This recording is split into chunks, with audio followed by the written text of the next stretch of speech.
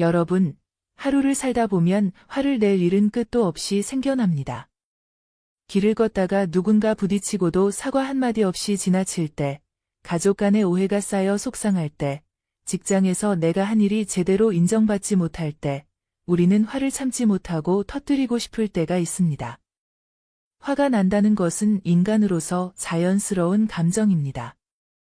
하지만 그 감정을 다루는 방식에 따라 우리의 삶은 전혀 다른 방향으로 흘러가곤 합니다. 화를 내지 않는 사람이 있습니다. 흔들릴 만한 상황에서도 차분함을 유지하며 문제를 해결하는 이들을 보며 우리는 때로 부러움을 느끼고 또 한편으로는 의문을 품습니다. 저 사람은 어떻게 저렇게 침착할 수 있을까? 나는 왜 그렇게 못할까? 화를 내지 않는 사람들은 그저 성격이 좋은 걸까요? 아니면 화를 참는데 특별한 기술이라도 있는 걸까요? 사실, 화를 내지 않는 선택은 단순히 성격의 문제가 아닙니다. 그 속에는 깊은 지혜와 이성이 숨어 있습니다. 화는 우리의 몸과 마음에 보이지 않는 독처럼 스며들어 우리를 갉아먹습니다. 고대 철학자 세네카는 화를 내는 자는 적을 해치기 전에 먼저 스스로를 해친다 고 말했습니다. 이 말처럼 화를 내는 것은 우리에게 심리적, 육체적으로 큰 영향을 미칩니다. 순간적인 감정의 해소로는 모자란 대가를 치르게 되는 것이지요. 또한 화는 우리의 인간관계를 무너뜨리는 보이지 않는 벽이 될 수 있습니다. 사랑하는 가족, 친구, 동료들과의 신뢰를 깎아내리고 결국에는 고립감을 만들어내기도 합니다. 우리가 화를 내는 순간 상대방은 우리 말을 들으려 하지 않고 방어적인 태도를 취하게 됩니다. 결과적으로는 내가 옳아도 진실이 묻혀버리는 경우가 많습니다. 그렇다면 왜 어떤 사람들은 화를 내지 않고도 그 순간을 이겨낼 수 있는 걸까요? 단순히 참는 게 아니라 더 나은 방식으로 문제를 해결하는 비결이 무엇일까요? 오늘은 현명한 사람들이 화를 내지 않는 이유에 대해 깊이 알아보려 합니다. 화를 내지 않는다는 것은 단순히 감정을 억누르는 것이 아닙니다. 그것은 더 나은 자신을 만들어가는 과정이고 삶을 긍정적으로 변화시키는 중요한 선택입니다. 오늘 이야기를 통해 화를 다스림으로써 얻을 수 있는 놀라운 혜택들을 함께 알아보겠습니다. 그리고 이를 뒷받침하는 구체적인 사연들을 통해 화를 다스리는 지혜를 배워보는 시간을 가져볼까 합니다. 이 영상이 여러분의 마음을 평화로 이끄는 작은 시작점이 되길 진심으로 바랍니다. 본격적인 이야기를 시작하기 전에 구독, 좋아요 눌러주시면 정말 감사하겠습니다. 그럼 오늘의 이야기 지금 바로 시작합니다. 첫 번째 이유, 화는 당신의 뇌를 손상시킵니다. 여러분, 화를 낸다는 것은 단순히 감정의 문제로 그치지 않습니다. 화는 우리 마음뿐 아니라 몸 전체에 깊은 영향을 미치는 복합적인 반응입니다. 우리가 화를 낼 때 뇌는 스트레스 호르몬인 코르티솔을 분비하기 시작합니다. 이 호르몬은 단기적으로는 위험에 대응하기 위해 필요한 힘을 제공합니다. 심장이 빨리 뛰고 혈압이 올라가며 긴장감이 높아져 순간적인 결정을 내릴 수 있도록 돕죠. 하지만 이러한 반응은 일시적일 때만 유익할 뿐, 장기적으로는 우리 몸과 뇌에 심각한 손상을 초래합니다. 화가 반복될수록 코르티솔의 과도한 분비는 우리 뇌 속에서 중요한 역할을 하는 해마를 약화시킵니다. 해마는 기억력과 학습 능력을 담당하는데 이 부분이 손상되면 일상적인 기억력 저하부터 치매와 같은 심각한 질환에까지 이를 수 있습니다. 더불어 코르티솔은 우리의 면역력을 약화시키고 만성적인 스트레스 상태로 몰아넣어 신체적, 정신적 건강에 악영향을 미칩니다. 한마디로 화는 우리의 몸과 마음을 동시에 무너뜨리는 도미노 효과를 일으키는 셈입니다. 현명한 사람들은 이 점을 잘 알고 있습니다. 그들은 화라는 감정의 불꽃을 즉시 터뜨리기보다 그 불꽃이 자신과 주변에 남길 흔적을 먼저 떠올립니다. 철학자 플라톤은 이렇게 말했습니다. 화를 내는 것은 마음의 노예가 되는 것이다. 진정한 자유는 감정을 다스릴 때 온다. 화를 통해 감정을 쏟아내는 순간은 짜릿할지 몰라도 그 대가는 우리가 평생 짊어질 짐이 될 수도 있다는 뜻입니다. 오늘 이야기할 김 씨의 사례는 우리가 화를 제대로 다스리지 못했을 때 어떤 결과를 초래할 수 있는지 보여주는 생생한 예입니다. 이 사연은 단순히 한 사람의 이야기가 아니라 우리의 삶에도 적용될 수 있는 중요한 교훈을 담고 있습니다.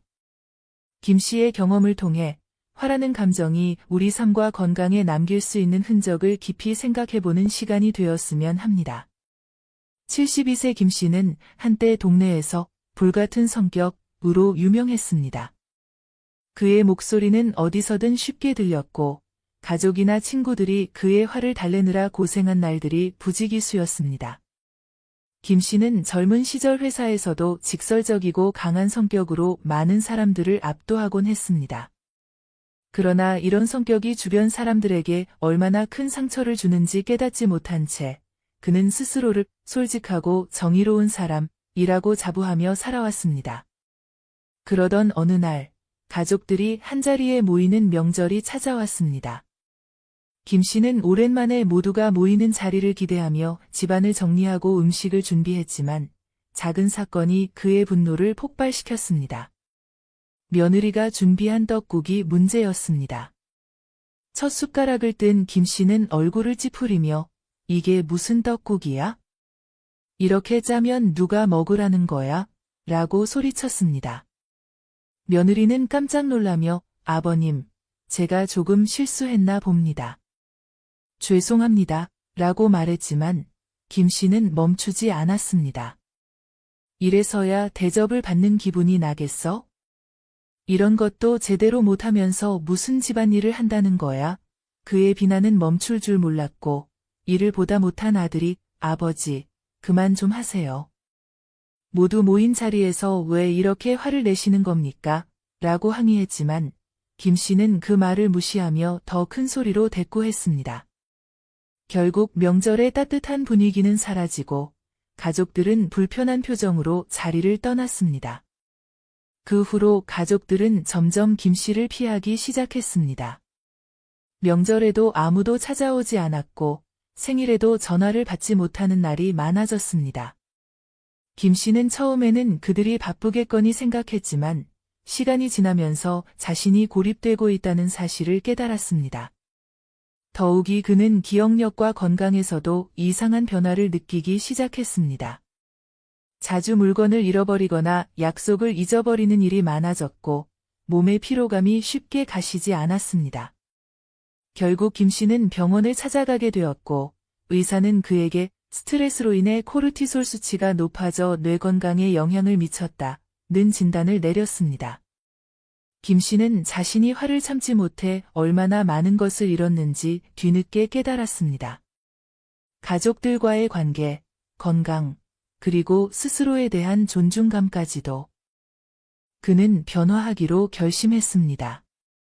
지역 복지관에서 감정 조절 프로그램에 등록하고 명상과 심리 상담을 통해 감정을 다스리는 방법을 배워나갔습니다. 처음엔 사소한 일에도 여전히 울컥하는 자신이 한심하게 느껴졌지만 조금씩 숨을 고르고 차분해지는 법을 익히며 자신감을 되찾았습니다. 몇 년 후, 김 씨는 오랜만에 가족 모임에 참석하게 되었습니다. 그는 이번에야말로 가족들에게 새로운 모습을 보여주고 싶었습니다. 모임 자리에서 그는 며느리에게 먼저 다가가 지난날 내가 했던 말이 얼마나 상처가 됐을지 생각하면 지금도 미안하다. 정말 후회한다. 며 진심으로 사과했습니다. 며느리는 눈물을 글썽이며 그의 손을 잡았고 가족들도 미소를 지으며 그를 따뜻하게 맞이했습니다. 그날 이후 김 씨는 가족들과의 관계를 천천히 회복하며 새로운 삶을 살아가고 있습니다. 화를 낸다는 것은 단순히 감정을 폭발시키는 것이 아닙니다. 그것은 우리의 몸과 마음의 깊은 상처를 남길 수 있는 행위입니다. 특히 우리의 뇌는 화로 인해 가장 큰 피해를 입습니다. 화를 낼 때 뇌에서는 스트레스 호르몬인 코르티솔이 과도하게 분비됩니다. 이는 단기적으로 심박수를 높이고 긴장 상태를 유지하게 하지만 장기적으로는 기억력, 판단력, 그리고 문제 해결 능력을 약화시키며 심지어 뇌의 노화를 앞당깁니다. 우리는 순간의 감정을 다스리지 못함으로써 스스로를 갉아먹고 있는지도 모릅니다. 심리학자 데니얼 골먼은 감정적 지능은 분노와 같은 감정을 다스리는 능력에서 시작된다고 했습니다. 감정을 조절하는 힘은 단순히 성격의 문제가 아니라 우리의 삶을 지키는 중요한 도구가 됩니다. 화를 내는 순간 우리는 스스로를 방치하는 것과 다름없습니다. 하지만 감정을 다스릴 수 있다면 그것은 자신에 대한 진정한 보호막이 될 것입니다. 김 씨의 이야기는 화가 관계와 건강을 어떻게 무너뜨릴 수 있는지를 생생히 보여줍니다. 그러나 동시에 감정을 다스리는 연습을 통해 그의 삶이 어떻게 회복될 수 있었는지도 우리에게 알려줍니다. 화를 참는 것은 단순히 감정을 억누르는 것이 아닙니다. 그것은 자신과 주변 사람들에게 더 나은 선택을 하겠다는 결단이며 더 건강하고 평화로운 삶으로 나아가는 문을 여는 것입니다. 화를 다스린다는 것은 모든 상황에서 내가 이 순간에 무엇을 선택할 것인가? 라는 질문을 던지는 것에서 시작됩니다. 선택은 우리 손에 있습니다. 화를 낼 것인지 아니면 멈추고 심호흡하며 이성적으로 상황을 바라볼 것인지. 우리가 한 걸음 물러설 때 상황은 더 분명히 보이고 감정에 휘둘리지 않는 현명한 판단을 내릴 수 있습니다. 한 번 화를 참는 것은 한 번의 선택에 그치지 않습니다. 그것은 우리 뇌와 마음을 건강하게 지키는 시작이며 더 나아가 가족, 친구, 동료와의 관계를 단단하게 만드는 밑거름이 됩니다. 여러분도 오늘부터 화가 나는 순간 스스로에게 이렇게 물어보세요. 이 선택이 나에게 어떤 영향을 줄 것인가? 이 간단한 질문 하나가 여러분의 삶을 더 나은 방향으로 바꿀 수 있을 것입니다. 에픽테토스는 화를 참는 것은 불을 끄는 물과 같다. 고 말했습니다. 여러분도 그 물 한 바가지를 가슴에 담고 오늘부터 감정을 지혜롭게 다스리는 연습을 시작해보세요. 그것이 여러분의 건강과 관계를 지키는 가장 확실한 방법이 될 것입니다. 두 번째 이유, 화는 적에게 당신의 약점을 노출시킵니다. 화를 낸다는 것은 단순한 감정의 발산이 아닙니다. 그것은 때로 우리 마음의 가장 약한 부분을 드러내는 일이기도 합니다. 우리가 화를 낼 때 그 순간은 스스로 강하게 느껴질지 모르지만 실상은 우리가 감정을 다스리지 못하는 모습을 그대로 드러내게 됩니다. 상대방은 우리의 분노 속에서 우리의 약점을 읽어내고 그 약점을 이용해 우리를 더 큰 혼란 속으로 몰아넣을 수도 있습니다. 마치 대치 상황에서 적군에게 우리의 방어체계와 전략을 모두 보여주는 것처럼 말입니다. 감정은 인간관계에서 중요한 역할을 합니다. 그러나 그 감정이 과도하게 드러나는 순간 우리는 의도치 않게 스스로를 취약한 상태로 만드는 것입니다. 여러분도 한번 떠올려 보세요. 우리가 분노를 참지 못하고 화를 냈을 때 그 결과는 어떠했나요? 아마도 상대방과의 갈등이 더 커졌거나 내가 전하고자 했던 메시지가 왜곡되었거나 혹은 이후에 남은 것은 후회와 자책뿐이었을 것입니다. 화는 그렇게 우리의 감정뿐 아니라 인간관계, 심지어 삶의 방향까지 흔들어 놓을 수 있는 강력한 힘을 가지고 있습니다. 철학자 프리드리히 니체는 이렇게 말했습니다. 그대의 적을 알고 싶다면 그대가 화를 낼 때를 보라. 화는 단순히 감정을 드러내는 행동이 아니라 우리의 내면을 상대방에게 적나라하게 보여주는 순간입니다. 우리가 화를 내는 순간 상대방은 우리의 약점을 읽어내고 그것을 이용해 자신의 목적을 달성할 수 있는 기회를 얻게 됩니다. 그렇기에 현명한 사람들은 절대 쉽게 화를 내지 않습니다. 그들은 자신의 감정을 통제하며 차분함 속에서 상황을 주도하려 합니다. 화를 내지 않는다는 것은 단순히 참는 것을 의미하지 않습니다. 그것은 감정을 절제하고 상황을 이성적으로 바라보며 내가 전달하고자 하는 메시지가 효과적으로 전달되도록 하는 것입니다. 이는 우리가 약점으로 비칠 수 있는 감정적 폭발을 피하고 오히려 강한 인상을 심어주는 방법이기도 합니다. 프랑스의 철학자 몽테뉴는 분노는 적을 무찌르는 칼이 아니라 나 자신을 찌르는 단검이다 라고 말했습니다. 이처럼 화를 내는 순간 우리가 상대방을 이기고자 했던 의도는 우리의 실수로 돌아와 결국 자신을 해치는 결과를 가져올 수 있습니다. 오늘 이야기할 윤 씨의 사례는 화가 단순한 감정의 문제가 아니라 우리의 약점과 한계를 드러내며 상대방에게 어떻게 이용당할 수 있는지를 보여주는 생생한 교훈을 담고 있습니다. 동시에 분노를 절제하고 차분하게 대처함으로써 갈등을 풀고 상황을 주도할 수 있는 방법에 대해서도 함께 고민해 보려 합니다. 여러분도 윤 씨의 이야기를 통해 화를 다스리는 것이 단순히 좋은 성격의 문제가 아니라 우리의 삶과 관계를 지키는 강력한 도구라는 점을 깨달으시길 바랍니다.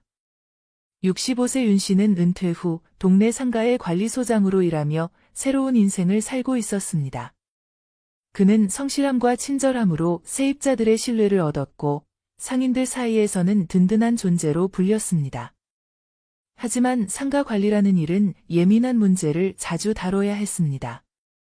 임대료, 시설 관리, 공용 공간 사용 등 사소한 갈등조차 종종 큰 마찰로 이어지곤 했습니다. 그날도 평범한 하루였습니다. 하지만 오후가 되자 빵집을 운영하는 김 씨가 사무실로 찾아왔습니다. 그의 얼굴은 붉게 상기되어 있었고 손에는 임대료 인상 통지서를 쥐고 있었습니다. 김 씨는 윤 씨의 책상 앞에 서자마자 자신의 불만을 쏟아냈습니다. 윤 씨는 김 씨가 평소 억척스럽고 강단 있는 사람임을 알고 있었기에 그의 불만을 진지하게 받아들이려 했습니다. 처음에는 침착하게 대응했습니다. 상가의 임대료가 인상된 이유와 이를 결정한 주체가 건물 주임을 차근차근 설명했습니다. 그러나 김 씨는 윤 씨의 설명을 들으려 하지 않았습니다. 그의 목소리는 점점 높아졌고 윤 씨의 말은 묻히기 시작했습니다. 분위기는 빠르게 험악해졌고 윤 씨는 속으로 답답함과 억울함을 느꼈습니다. 내가 할 수 있는 건 다 했는데 왜 나에게 이 화살이 돌아오는 걸까? 윤 씨는 속으로 되뇌며 화를 억눌렀습니다. 그러나 김 씨가 계속해서 몰아붙이며 날선 말을 던질 때 윤 씨의 억눌렀던 감정이 터져버렸습니다. 평소 침착하고 친절했던 윤 씨는 자리에서 벌떡 일어나 목소리를 높였습니다. 사무실은 금세 싸늘한 분위기로 가득 찼고 김 씨는 대꾸하지 않은 채 문을 세게 닫고 나가버렸습니다. 그날 이후 윤 씨는 상인들로부터 의심의 눈초리를 받기 시작했습니다. 김 씨는 다른 세입자들에게 윤 씨가 감정적으로 대응했다며 그를 비난했습니다. 어려운 우리 사정을 조금도 이해하려 하지 않는다. 며 윤 씨를 비판하는 목소리가 퍼져나갔고 윤 씨의 이미지는 빠르게 나빠졌습니다. 다른 세입자들 역시 자신들의 어려움을 털어놓는 것을 꺼리기 시작했고 이는 윤 씨의 일에 큰 장애물이 되었습니다. 윤 씨는 깊은 자괴감에 빠졌습니다. 자신이 평생 쌓아온 신뢰가 단 한순간에 감정 폭발로 무너졌다는 사실이 견디기 힘들었습니다. 그는 상황을 바로잡기로 결심했습니다. 먼저 김 씨를 찾아가 사과의 말을 전했습니다. 자신이 감정을 다스리지 못해 상처를 주었다는 점을 인정하며 다시는 이런 일이 없을 것임을 약속했습니다. 이어서 윤 씨는 다른 세입자들과도 차례로 대화를 나누며 그들의 불만과 어려움을 진심으로 경청했습니다. 이 과정은 쉽지 않았지만 윤 씨의 진심 어린 노력은 점차 결실을 맺기 시작했습니다. 김 씨 역시 시간이 지나며 윤 씨의 진심을 이해했고 둘은 서서히 신뢰를 회복해 나갔습니다. 몇 달 후 윤 씨는 다시 세입자들로부터 신뢰를 얻으며 상가의 문제를 조율할 수 있는 관리소장의 역할을 다할 수 있었습니다. 화를 낸다는 것은 마치 칼을 들고 싸우던 중 스스로 칼을 내려놓고 적에게 자신의 약점을 보여주는 것과 같습니다. 감정적으로 폭발하는 순간 우리는 이성을 잃고 상대방에게 주도권을 넘겨줄 위험에 처하게 됩니다. 화는 일시적으로는 강력해 보일 수 있지만 그 뒤에는 반드시 후회와 부작용이 따릅니다. 윤 씨의 이야기는 화가 우리의 삶에 미치는 영향을 적나라하게 보여줍니다.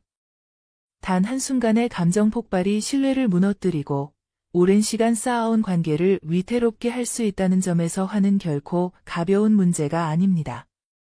하지만 윤 씨가 보여준 변화의 모습은 화를 다스리는 법을 배울 때 우리가 얻을 수 있는 결과가 얼마나 놀라운지를 잘 보여줍니다.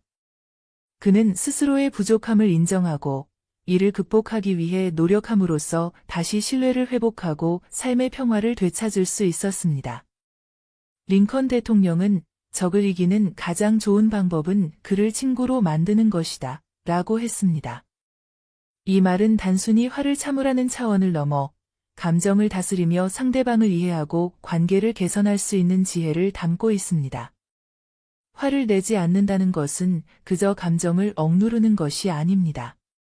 그것은 상대방에게 내가 흔들리지 않는 강한 존재임을 보여주는 동시에 상황을 유리하게 이끌어가는 전략적 선택입니다. 화는 본능적인 감정이지만 참는 것은 고도의 훈련이 필요한 행위입니다. 그러나 그 훈련을 통해 우리는 더 나은 선택을 하고 더 강한 자신을 만들어갈 수 있습니다. 다음에 화가 날 때 잠시 멈춰서 깊게 숨을 들이쉬고 스스로에게 물어보세요. 이 화가 지금 정말로 필요한가? 아니면 더 나은 방식으로 상황을 풀어나갈 수 있을까? 화를 다스리는 능력은 우리의 약점을 강점으로 바꾸는 도구가 될 수 있습니다. 감정을 조절하는 힘을 길러 자신의 삶에서 더 큰 평화와 성공을 이루어 가시길 바랍니다. 화를 내는 대신 차분함과 이성으로 상황을 이끄는 멋진 삶을 살아가시길 응원합니다. 세 번째 이유, 화는 신뢰를 무너뜨립니다. 신뢰는 인간관계의 기초이자 사람과 사람을 연결하는 보이지 않는 다리입니다. 우리가 가족을 사랑하고 친구를 아끼며 동료와 협력할 수 있는 이유는 그들에 대한 신뢰가 존재하기 때문입니다. 신뢰는 오랜 시간에 걸쳐 쌓이는 보물 같은 존재지만 화라는 단순한 감정의 폭발은 그 보물을 단 한순간에 잃게 만들 수 있습니다. 화를 낸다는 것은 단순히 감정을 터뜨리는 일이 아닙니다. 그것은 자신의 내면의 갈등을 드러내는 동시에 상대방에게 불안감을 심어주는 행동입니다. 사람들이 우리를 신뢰하는 이유는 우리가 감정을 절제하고 신중하게 행동할 것이라는 믿음 때문입니다. 하지만 화를 내는 순간 그 믿음은 깨지고 관계의 기반은 흔들리기 시작합니다. 독일의 철학자 프리드리히 니체는 신뢰는 천천히 쌓이지만 무너지는 것은 한순간이다 라고 말했습니다. 이는 단순한 명언을 넘어 우리 모두가 일상에서 겪는 진리입니다. 한순간의 분노가 얼마나 큰 상처를 남기고 오랜 시간 쌓아온 관계를 허물어버리는지 경험해본 분들도 많으실 겁니다. 특히 나이가 들수록 관계에서 신뢰의 중요성은 더욱 커집니다. 젊은 시절에는 작은 갈등이 시간이 지나면 자연스럽게 회복되기도 하지만 나이가 들어서는 한 번의 다툼이 관계의 끝으로 이어질 때가 많습니다. 그렇기 때문에 화를 다스리고 신뢰를 지키는 일은 단순히 좋은 사람이 되기 위한 도덕적인 문제가 아니라 삶을 더 평화롭고 풍요롭게 만드는 중요한 기술입니다. 오늘 들려드릴 정 씨의 이야기는 화가 어떻게 오랜 시간 쌓아온 신뢰를 단번에 무너뜨릴 수 있는지, 그리고 그것을 회복하기 위해 얼마나 큰 노력이 필요한지를 보여줍니다. 그의 경험을 통해 여러분도 신뢰의 소중함을 다시 한번 느끼고 화를 다스리는 지혜를 얻는 시간이 되시길 바랍니다. 60세의 정 씨는 누구나 인정하는 성실한 관리자였습니다. 30년 동안 한 회사를 위해 헌신하며 동료들과 함께 성장해왔고, 그는 회사에서 신뢰받는 리더로 평가받았습니다. 매사에 철저하고 책임감 강한 모습은 많은 직원들에게 귀감이 되었습니다. 하지만 이런 정 씨에게도 약점이 있었습니다. 바로 화를 내는 습관이었죠. 처음에는 그의 분노가 문제로 보이지 않았습니다. 이를 완벽하게 해내려는 그의 열정은 종종 감정을 앞세운 행동으로 나타났지만 많은 이들은 이를 그저 열정적인 리더의 특징으로 여겼습니다. 그러나 시간이 흐를수록 그의 화는 점점 잦아졌고 사소한 실수에도 쉽게 폭발하곤 했습니다. 문제는 어느 날 발생했습니다. 정 씨가 맡고 있던 중요한 계약이 진행 중이던 날, 신입 팀원이 계약서 제출 기한을 놓치고 말았습니다. 그로 인해 회사는 계약에서 불이익을 받게 되었고 정 씨는 화를 참지 못했습니다. 그는 회의실에서 모든 팀원이 보는 앞에서 그 신입 직원에게 호되게 질책했습니다. 이런 실수를 하고도 회사에서 일할 자격이 있다고 생각하나? 당신 같은 사람이 팀에 있으면 모두가 피해를 본다는 걸 알아야지. 그날 이후 팀의 분위기는 눈에 띄게 변했습니다. 직원들은 실수나 문제를 정 씨에게 보고하는 것을 꺼리기 시작했습니다. 누군가가 실수를 하더라도 정 씨의 분노를 피하려고 문제를 숨기거나 동료에게 책임을 떠넘기기 일쑤였습니다. 정 씨가 이끄는 팀은 점점 혼란에 빠졌고 성과는 급격히 떨어졌습니다. 정 씨의 상사들도 이 상황을 심각하게 받아들였습니다. 상사들은 정 씨를 불러 팀원들의 사기가 저하되었고 리더십에 문제가 있다는 점을 지적했습니다.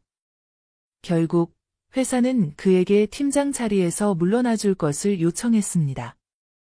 30년 동안 회사와 함께 성장해왔던 정 씨는 그날 처음으로 자신의 행동을 되돌아보았습니다. 내가 팀원들을 다치게 한 걸까? 나 때문에 팀이 이렇게 된 건가? 라는 질문이 머릿속에서 떠나지 않았습니다. 퇴직 후 정 씨는 심리상담과 감정 조절 프로그램에 참여하기 시작했습니다.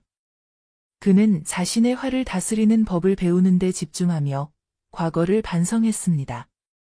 이후 그는 지역사회의 자원봉사 활동에 참여하며 사람들과 새로운 관계를 쌓아갔습니다.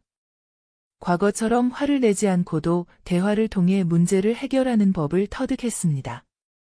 몇 년이 지나 정 씨는 동료와 다시 만나는 자리에서 과거의 실수에 대해 솔직히 사과하며 관계를 회복했습니다.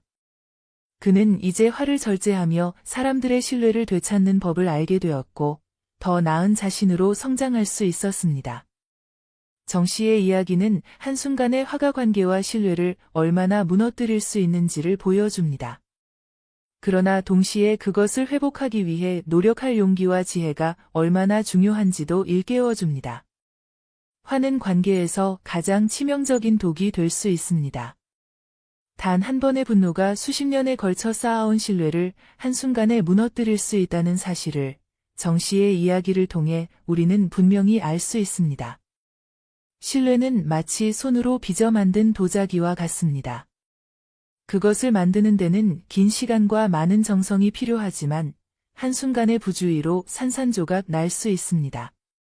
영국의 정치가 윈스턴 처칠이 말했듯이 진정한 지도자는 화를 다스릴 줄 아는 사람이다. 이 말은 리더뿐만 아니라 모든 관계에 적용됩니다. 가정에서, 친구 사이에서, 그리고 직장에서 우리는 언제나 스스로의 감정을 통제할 줄 아는 지혜가 필요합니다. 화는 우리의 논리와 이성을 가리고 감정이 앞서 행동하게 만듭니다. 그 결과 우리는 자신도 모르는 사이 상대방에게 상처를 주고 결국 자신마저 고립되게 됩니다. 화가 치밀어 오를 때 한 걸음 물러서서 질문을 던져보세요. 이 감정을 지금 드러내는 것이 정말 필요한가? 또는 이 화가 내 관계에 어떤 영향을 줄까?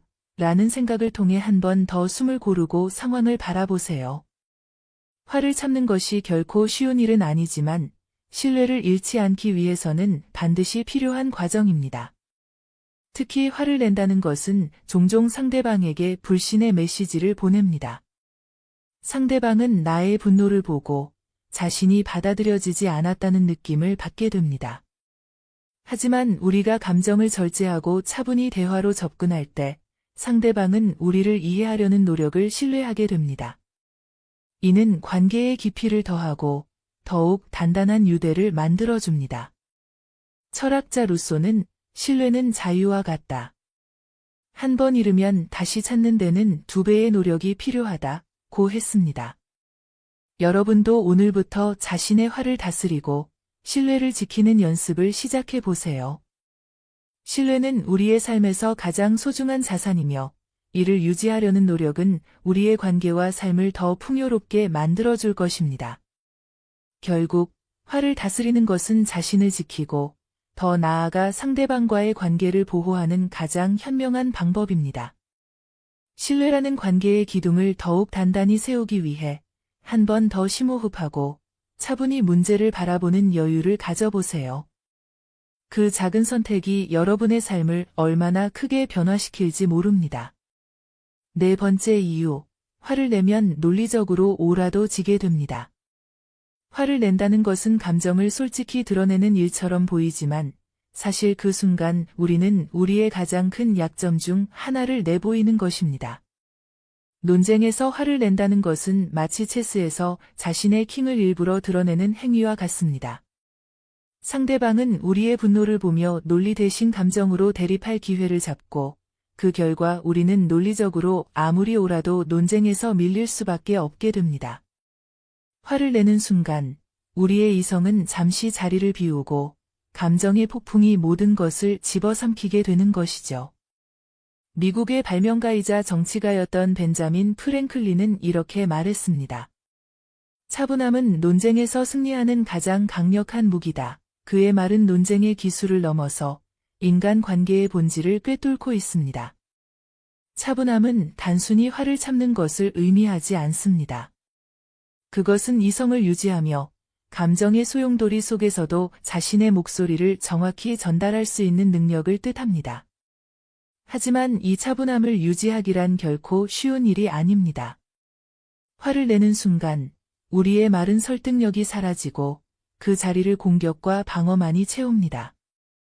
논리적으로 아무리 옳아도 상대방은 더 이상 우리의 말에 집중하지 않습니다. 그들은 우리의 주장에 귀를 기울이는 대신 우리의 분노에 반응하며 감정적으로 방어하거나 공격합니다. 결국 우리는 상대방을 설득하는 데 실패하게 되고 논쟁의 목적은 잃어버리게 됩니다. 이제 오늘 소개할 추씨의 이야기를 통해 이런 상황이 실제로 어떻게 벌어지는지 살펴보겠습니다. 추씨의 경험은 우리에게 차분함을 유지하는 것이 얼마나 중요한지, 그리고 화를 낸다는 것이 왜 논리적으로 옳아도 지게 되는 결과를 초래하는지를 깊이 생각해보게 만들 것입니다. 그녀의 이야기는 단순한 교훈을 넘어 우리가 화를 다스리는 방식을 다시금 돌아보게 할 것입니다. 58세 추씨는 아파트 주민대표로 활동하며 단지 내 여러 문제를 조율하던 사람이었습니다. 그녀는 항상 논리적이고 체계적인 태도로 주민들의 신뢰를 얻었고 사람들 사이에서는 단지 해결사라는 별명까지 붙었습니다. 하지만 그녀에게도 하나의 약점이 있었습니다.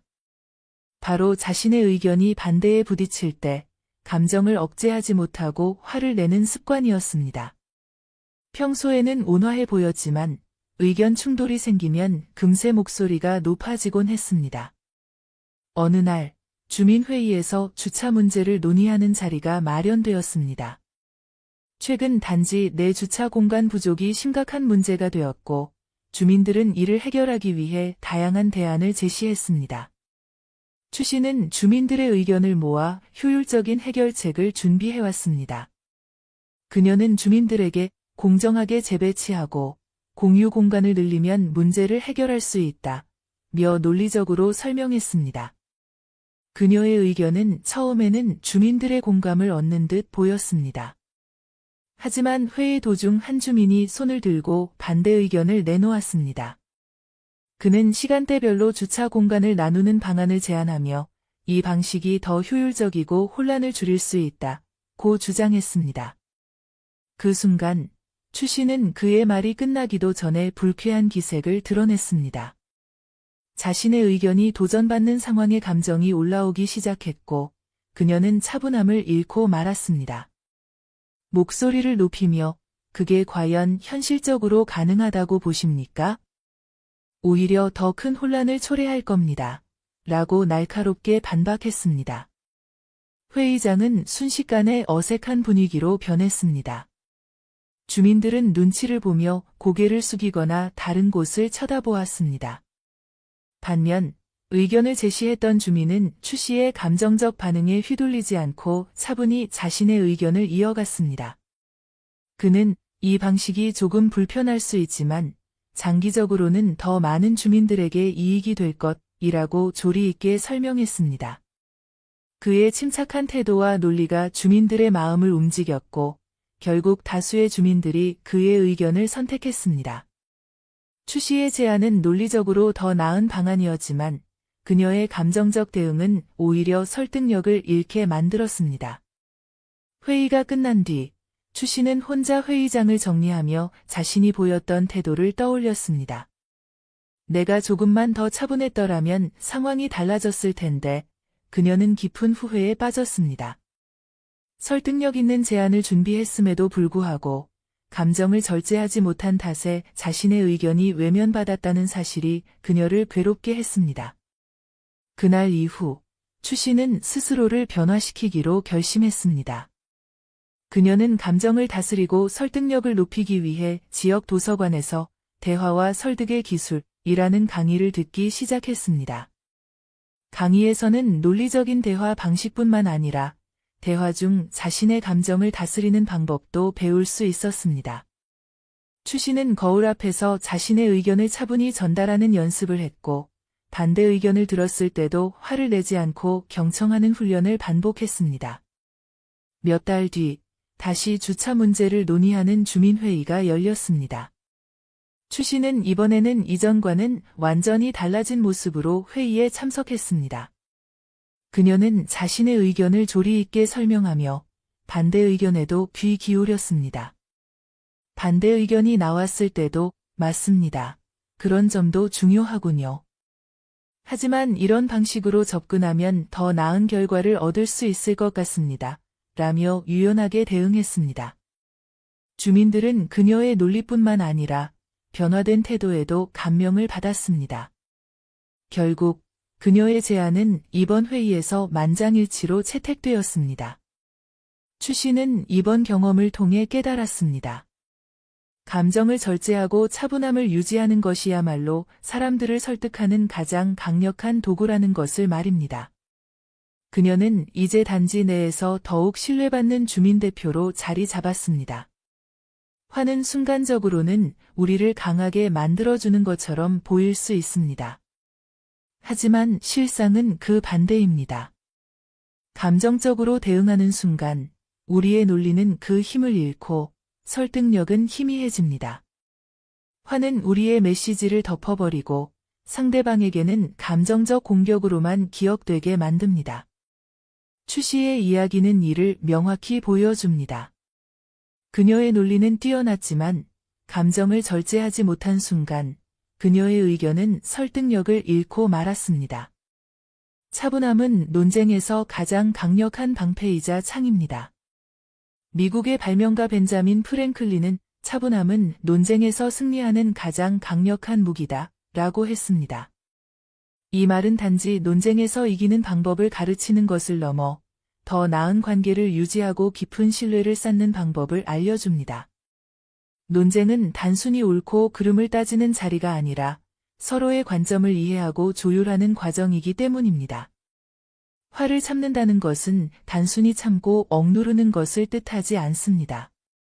그것은 자신의 감정을 조율하고 상황을 지혜롭게 통제하며 더 큰 그림을 보는 것을 의미합니다. 차분함은 우리가 가진 논리와 지혜를 상대방에게 온전히 전달할 수 있는 통로를 만들어줍니다. 반대로 화는 그 통로를 막아버리고 상대방을 방어적으로 만들 뿐입니다. 다음에 화가 치밀어 오를 때는 잠시 멈추어 심호흡을 해보세요. 그리고 이렇게 자신에게 물어보세요. 지금 이 화가 정말로 필요한가? 아니면 차분히 대화로 풀어나갈 방법이 있을까? 화는 순간적으로는 속 시원할 수 있지만 결국엔 더 큰 문제를 남기기 마련입니다. 차분함은 한 번의 심호흡에서 시작되지만 그것이 가져오는 결과는 훨씬 더 깊고 오래갑니다. 추 씨가 감정을 다스리는 법을 배우고 자신의 태도를 바꾸었을 때 그녀는 단순히 논쟁에서 이긴 것이 아니라 사람들의 신뢰와 존경을 되찾았습니다. 이것이 바로 차분함이 가진 힘입니다. 여러분도 오늘부터 화를 다스리는 작은 연습을 시작해 보세요. 그것은 단지 논쟁에서 승리하는 방법을 넘어 더 나은 자신을 만드는 길이 될 것입니다. 화를 내는 것은 쉽습니다. 그러나 화를 참는 것은 용기와 지혜를 필요로 합니다. 여러분도 그 용기를 통해 더 나은 대화와 관계를 만들어 가시길 바랍니다. 5번째 이유, 화를 참으면 타인에게 더 큰 심리적 영향을 줄 수 있습니다. 화를 내지 않는다는 것은 단순히 감정을 억누르거나 침묵으로 대응하는 것이 아닙니다. 그것은 오히려 자신과 상대방 모두에게 더 나은 길을 제시하는 지혜로운 선택입니다. 감정을 다스린다는 것은 마치 폭풍 속에서도 조용히 항해를 이어가는 선장처럼 상황을 통제하고 최선의 방향으로 이끌어가는 힘입니다. 화는 순간적으로 강렬한 감정을 해소해줄 것처럼 보이지만 결국 남는 것은 관계의 파편과 자신을 소진한 후회뿐입니다.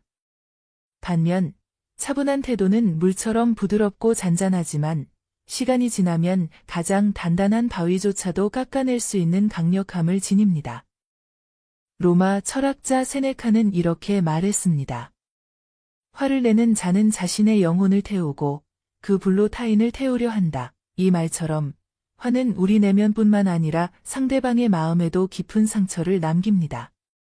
하지만 차분함은 불을 끄는 물처럼 우리의 갈등을 서서히 잠재우고 서로를 이해할 수 있는 여유를 선사합니다.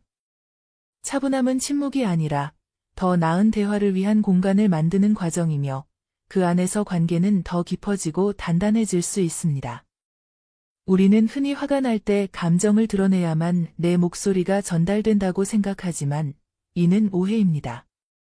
상대방의 마음을 열고 스스로를 돌아보게 만드는 가장 강력한 무기는 차분한 태도에서 나옵니다. 차분함은 단순한 감정 억제가 아니라 상대방과 나를 동시에 성장시키는 지혜로운 대응 방식입니다. 오늘 들려드릴 백씨의 이야기는 화를 참는 것이 단순히 좋고 나쁨의 문제가 아니라 사람과 사람 사이의 관계를 변화시키고 깊은 유대감을 만들어낼 수 있는 강력한 힘임을 보여줍니다.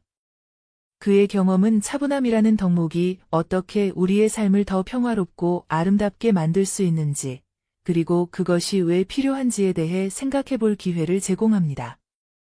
이 이야기를 통해 화를 다스리는 것이 얼마나 큰 가치를 지니는지, 그리고 그것이 어떻게 우리의 일상과 관계를 바꿀 수 있는지 함께 느껴보시길 바랍니다. 62세 백씨는 동네 작은 서점을 운영하며 자신만의 방식으로 삶의 행복을 느끼고 있었습니다. 그의 서점은 단순히 책을 사고 파는 곳이 아니라 사람들의 이야기가 오가는 아늑한 문화의 중심지였습니다. 서점에 들어서는 사람들은 백씨의 따뜻한 미소와 차 한 잔의 온기에 마음을 열고 그곳에서 휴식을 찾곤 했습니다. 백씨는 손님들과 나누는 짧은 대화 속에서 작은 기쁨을 느끼며 이 서점을 자신의 두 번째 집처럼 여겼습니다. 그러던 어느 날, 한 손님이 험악한 표정으로 서점 문을 박차고 들어왔습니다. 중년의 남성이었는데 손에는 오래전에 구입한 책 한 권을 들고 있었습니다. 그는 다짜고짜 이 책 완전히 형편없어요. 돈이 아까울 지경입니다. 라며 소리쳤습니다. 그의 얼굴에는 분노가 가득했고 그의 목소리는 서점 안의 조용한 분위기를 단숨에 깨뜨렸습니다. 백씨는 순간 당황했지만 그의 성격답게 차분히 상황을 풀어가려고 했습니다. 손님, 어떤 점이 마음에 들지 않으셨는지 말씀해 주시면 제가 도울 방법을 찾아보겠습니다. 하지만 손님은 백씨의 말에 귀를 기울이지 않았습니다. 책값을 돌려받고 싶습니다. 아니면 이 서점의 평판을 인터넷에 올려도 괜찮으시겠어요? 그 순간 백씨의 마음에 작은 불씨가 일었습니다. 그는 화가 나기보다는 억울한 마음이 앞섰습니다.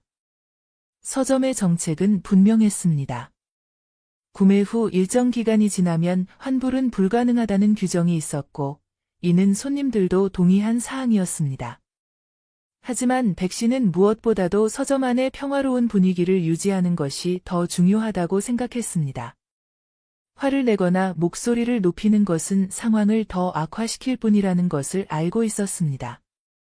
그는 천천히 깊은 숨을 들이쉬며 마음을 가다듬었습니다.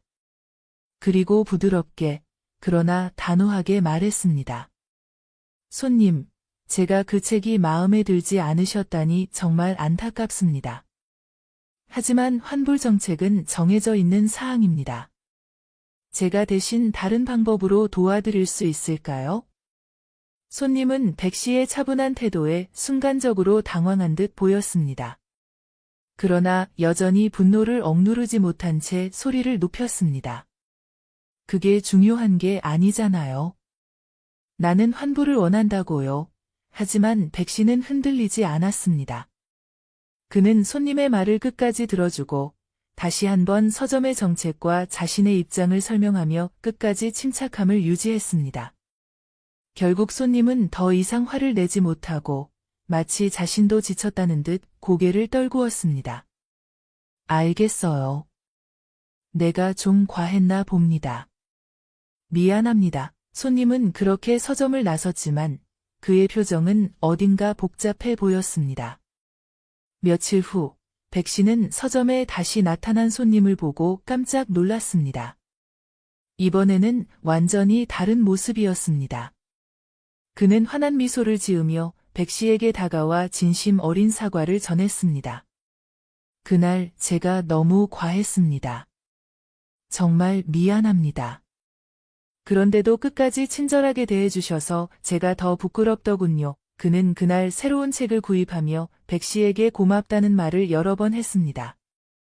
그날 이후 그 손님은 서점의 단골이 되었습니다. 그는 종종 집에서 읽던 책을 기증하며 서점에 도움을 주었고 때로는 백 씨와 차를 마시며 대화를 나누는 친구 같은 손님이 되었습니다. 백 씨는 그 경험을 통해 깨달았습니다. 화를 내지 않고 차분히 대처하는 것이 얼마나 큰 변화를 만들어낼 수 있는지, 그리고 그 차분함이 상대방의 마음을 돌릴 수 있는 힘이 있다는 것을 말입니다. 화를 참는다는 것은 단순히 자신의 감정을 억누르고 침묵하는 행위가 아닙니다.